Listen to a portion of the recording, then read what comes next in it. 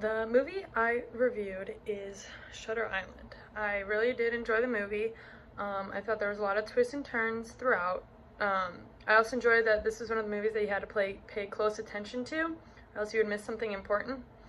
And also that you kind of had to wait till the end and then everything came together and made a lot more sense. The mental health conditions displayed in the movie were manic depressive disorder that his wife had, and then the main character had hallucinations and delusions. So the symptoms of the manic depressive wife, she had disorganized and irrational delusions and thoughts, thinking that she was sending her kids off to school. She ended up killing her children and then felt a lot of guilt and hopelessness after, begging her husband to kill her. Then the main character experienced hallucinations and delusions, which were displayed by him seeing and talking to his dead wife, thinking that he was still a U.S. Marshal, and believing that someone else killed his wife that wasn't him. He made up a new name for himself and his wife. And then believing he was trying to solve the disappearances at Ashcliff Hospital, which was the reason he thought he was there. The types of therapy and medications and assistance that the individuals received were quite unique. So throughout the movie, the main character was allowed to live out this delusion that he had, believing that he was at this hospital with the doctors, hopefully to solve this case he thought he was there for. But the doctors had planned this, and the therapist had planned this whole, like, him being allowed to reenact it to hopefully dispel the delusion in the end, when he found out the reality of it. This ended up working for a short period of time, but eventually he did fall back into the delusion. So before he started this activity that he was allowed to do, he was taking Thorazine, which is chlorpromazine, to manage his symptoms of his hallucinations and delusions. But he was stopped it to begin this experiment. So if the experiment wasn't successful, which it wasn't, the movie ends with him going to get a transorbital lobotomy to make him more docile and not a threat to other patients and staff.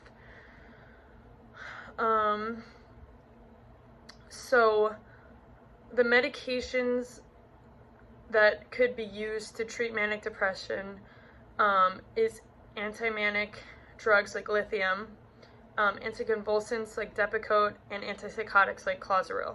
You can also use benzos, calcium channel blockers, and electroconvulsive therapy.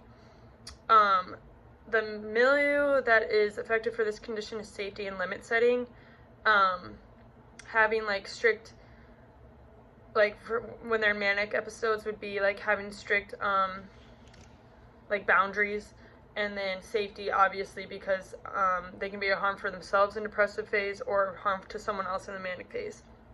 Hallucinations and delusions require structure and safety. Again, delusions can make you do something that they wouldn't normally do, so safety is important, and then structure for like daily activities and all that, so that they aren't going off based on delusions and hallucinations.